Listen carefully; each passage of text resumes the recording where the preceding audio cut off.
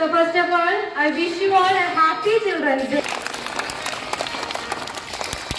Thank you everyone, respected teachers and my dear friends. With the breath and energy of our first Prime Minister, serving and home as well as the future of the country. So let us join.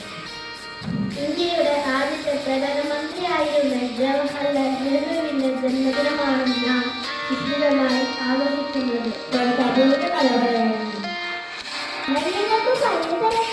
നമ്മുടെ ഇന്ത്യക്ക് സ്വതന്ത്ര കിട്ടിയതിന് ശേഷം ആദ്യത്തെ പ്രധാനമന്ത്രിയായ ടാറ്റാജിയെ കാണാൻ ഒരുപാട്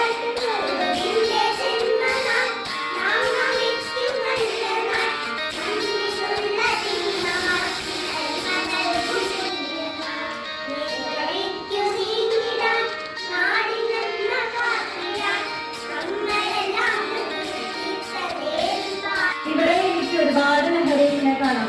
Nehru Vidyodaya family അല്ലേ? നല്ല ഭംഗിയുള്ള കുഞ്ഞിട്ട് നെഹ്റുവിനെ കാണാം ഇവിടെ.